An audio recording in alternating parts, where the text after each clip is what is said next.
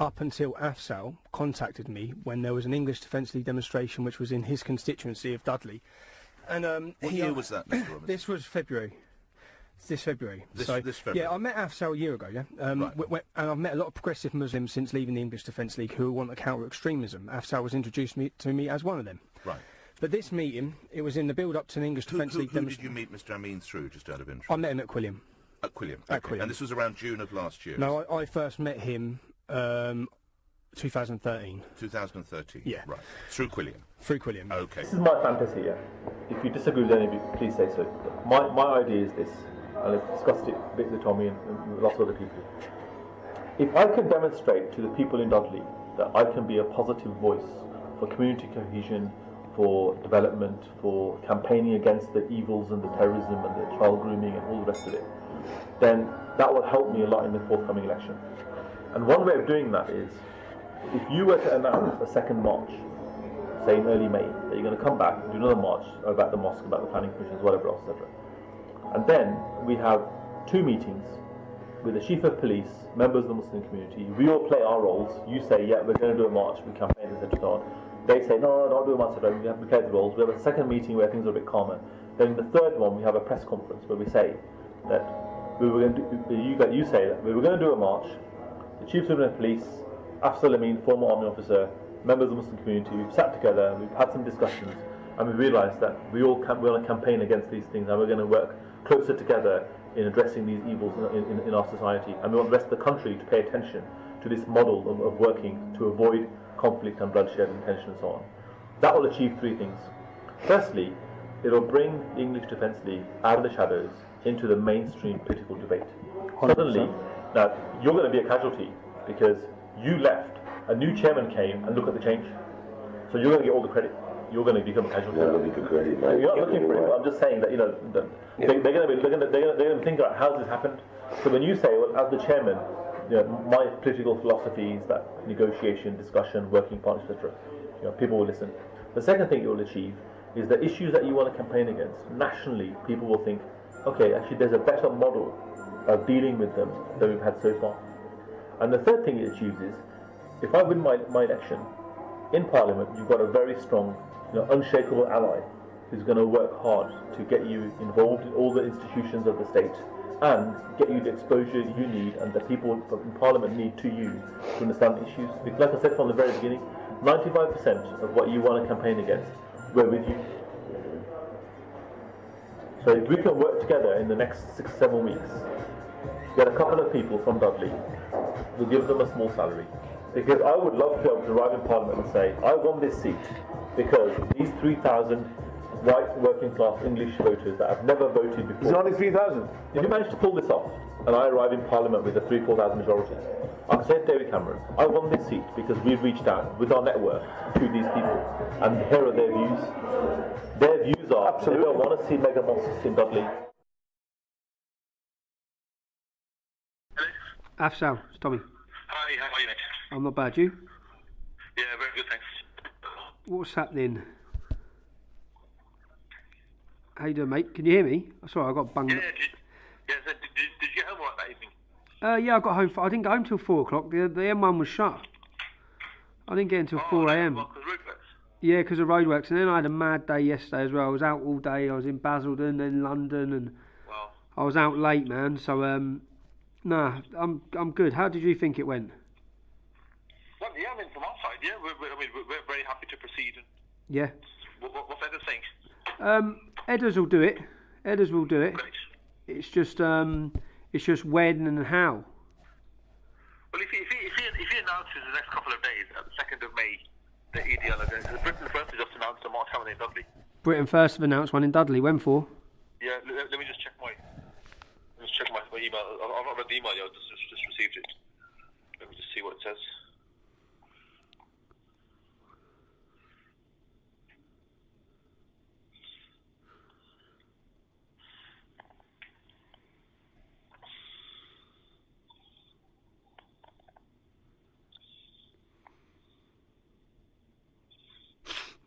May the 9th. May the 9th. Yeah. Okay, so when do you want Edders to announce his for? 2nd of May. 2nd of May. Yeah. Okay, and do you know what he should be saying? Because you said you need two people on the ground, and you met Andy, didn't you? Yeah, of course, yeah. He's thinking of Andy and someone else, because Andy knows everyone in Cateshill. He knows everyone in all those areas. Yes. So he's thinking of those. It's just Edders doesn't know what he's offering and what he's actually putting to them, what he's saying to them, how many days, what he needs them to do. Edders is not aware of really what he can say to them, who's paying them, etc., etc., or whether he doesn't know what to say to them. You know what I mean? You mean we can't pay them? That would be illegal. You can't pay them. No, okay. Yeah, that would be illegal. So what's being proposed to you is that you hire them. Okay. And then we'll work out what contribution, if any, they can make directly to our campaign and what they can do directly for you. But let's talk about that face to face. Yep. Okay then. Cool. No problem. Yeah, because we obviously can't hire people in that way, because that would be against election rules, and we don't want to break any rules.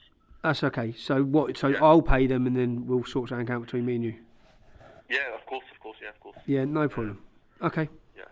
So let's talk about that face to face. Yeah. Okay. So if they go ahead and say that that Britain First on March on the 9th of May, yeah. They don't even mention it, just announce it and say the Britain First publicity stunt. She's only that they've only got 20 followers anyway. Yeah, they have. She's not going to get many people here. But the EDL, we are going to march again on the 2nd of May, and then we'll start our formal. Once that's announced, then in about 2 days' time, we'll arrange the first meeting between the Chief of Police, Edders, Andy, a couple of local Muslim lads that you've already met as well, and we'll have that meeting. Then we'll have a second meeting, and the third one will be a press conference where we'll announce actually we're not going to have it because it's too disruptive and too expensive, etc. and so on. Okay, cool. Yeah. Oh, I'll speak to Edders and tell him you get the ball in motion. Yeah. Great. All right, cool. Brilliant. Thanks very much. No Cheers, problem. mate. Thanks. Bye bye. Where they go? Tell me what's happened. It was very, very frightening.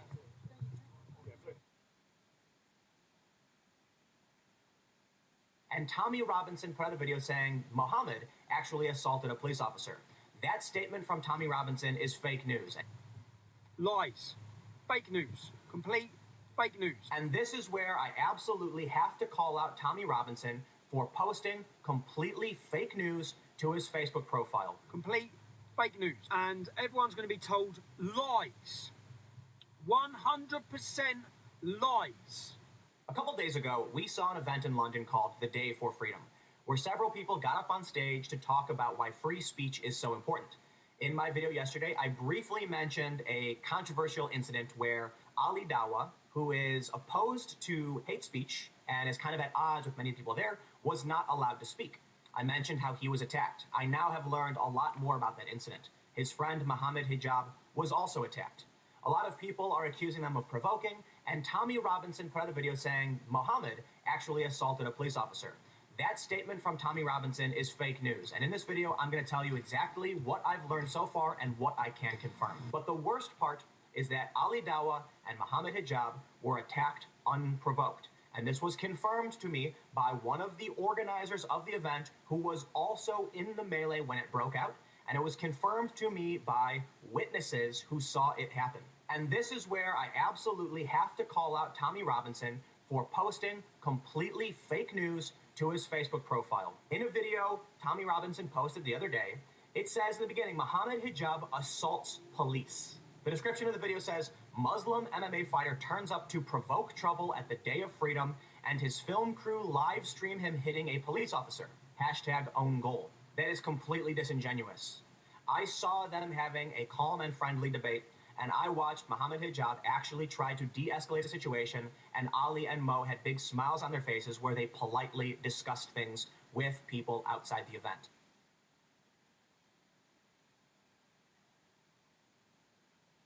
Last night, I got a community guideline strike, and now I can't live stream. So I was intending on doing a live stream tonight and very frequently, but it seems so long as this strike is upheld, for the next 3 months, no live streams. And what's even scarier is that if I get another strike, I can't upload any videos. Now, the video that got removed and got a strike was the video about Tommy Robinson and Ali Dawa in the UK. And this is a video where I talk about MOHAMMED HIJAB and Ali Dawa and getting attacked at this event. And YouTube said that it was promoting dangerous acts, violence, or drug abuse. Camera out my fucking face. Get that camera out my face.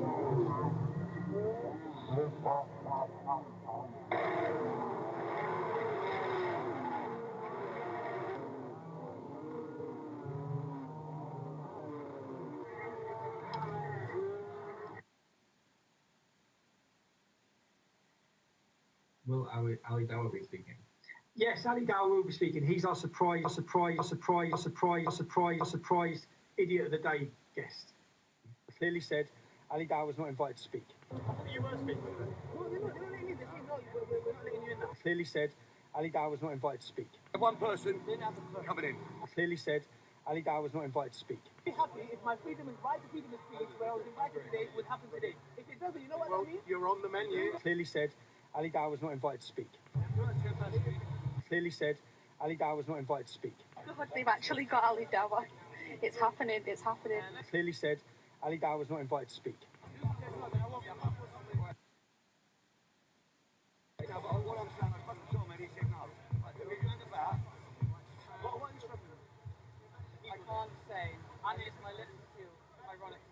Clearly said Ali Dawah was not invited to speak. In this next clip, you can clearly see a woman telling me the reason I'm not being let in is because I didn't come to a security briefing and because Tommy Robinson tried to contact me and he couldn't get through. But if I wasn't invited, let's watch and see. Are you here alone, darling? No, I said I'll come alone. I said they don't even need to come. They're just going to report. This balance, but I have to look at the other side. I mean, they have a reason why they're not allowing. You can ask them, but look, they're not. I just came into school. I will definitely answer. You sat down with them and had a conversation about Nobody security. invited me. Yes, they did. No one. Yes, they did. I was there when they did. They said to me, come, and I didn't come. Nobody said to me, come, we're going to have a security issue. Yeah, Nobody said this to me. Just tell Tommy he's a hypocrite. You're not allowed to You speak. didn't have a And I'm discussion. late. We And all I'm have late. to talk And I'm about late. security issues.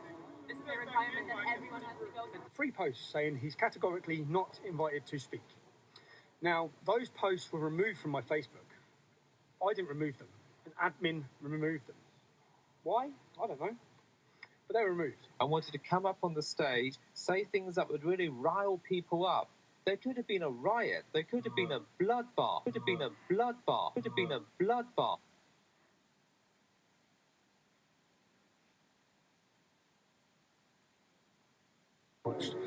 I could see what a success it was. The fact that we brought thousands of people at 5 days' notice into Speaker's Corner who behaved impeccably.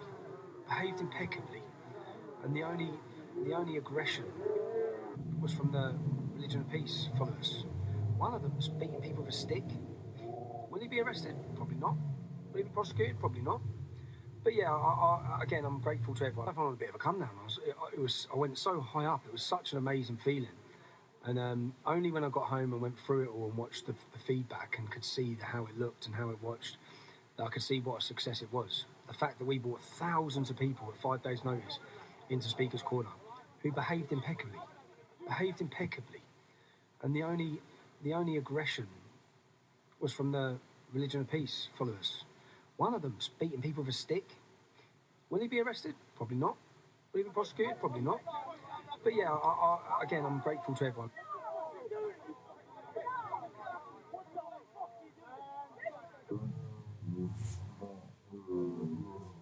The only aggression was from the Religion of Peace. I'm joking. Oh, that's all right. Oh, don't seriously. I've gone nuts. Oh, seriously, I've gone. No, all the Muslims are. No. Just Moses. I'm only joking. I've been breaking some shoe. I've been away no shoe.